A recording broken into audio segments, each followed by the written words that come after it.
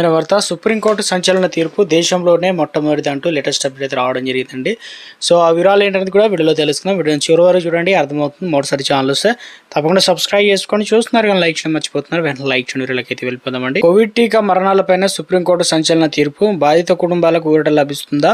ముఖ్యంగా కోవిడ్ నివారణకు తీసుకున్న టీకాల విషయంలో కొందరు వ్యక్తులు ఎదుర్కొన్న దుష్ప్రభావాలు, ప్రాణ నష్టాలపై తాజాగా దేశ అత్యున్నత న్యాయస్థానం సుప్రీంకోర్టు ఒక చారిత్రాత్మక తీర్పునైతే వెలువరించింది. ఈ తీర్పు ఇప్పుడు దేశవ్యాప్తంగా చర్చనీయాంశంగా మారింది. అసలు ఏం చెప్పిందంటే, ఏమిటి వివాదం అంటే, రచన గంగు అనే వ్యక్తి దాఖలు చేసిన పిటిషన్ పైన విచారణ చేపట్టిన సుప్రీంకోర్టు కోవిడ్ టీకా తీసుకున్న తర్వాత సంభవించిన మరణాలు మరియు తీవ్రమైన అనారోగ్య సమస్యలు కీలక వ్యాఖ్యలు చేసింది. టీకా వేయించుకున్న తర్వాత కొంతమంది ప్రాణాలు కోల్పోయారని, మరికొంతమంది తీవ్రమైన ఆరోగ్య సమస్యల బారిన పడ్డారని స్వయంగా ప్రభుత్వ డేటా వెల్లడించిందని కోర్టు సందర్భంగా ప్రస్తావించింది. సామాన్య ప్రజల దేశం కోసం, తమ రక్షణ కోసం టీకా వేయించుకున్నప్పుడు ఒకవేళ దానివల్ల ఏదైనా అపశృతి జరిగితే ఆ కుటుంబాలు ఆదుకోవాల్సిన బాధ్యత ప్రభుత్వం పైన ఉందని ధర్మాసనం స్పష్టం చేసింది.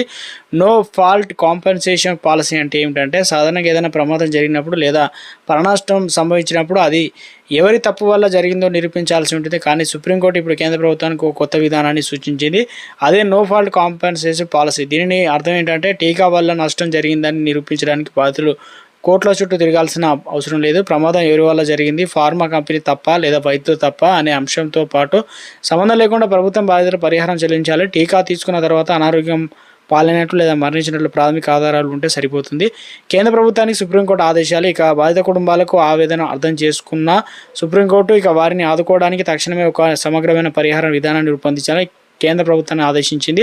టీకా వేయించుకోవడం అనేది సామాజిక బాధ్యతగా ప్రభుత్వం ప్రచారం చేసింది. అలాంటప్పుడు దానివల్ల నష్టపోయిన వారిని కూడా వదిలేయడం సమంజసం కాదని కోర్టు అనేది అభిప్రాయపడింది.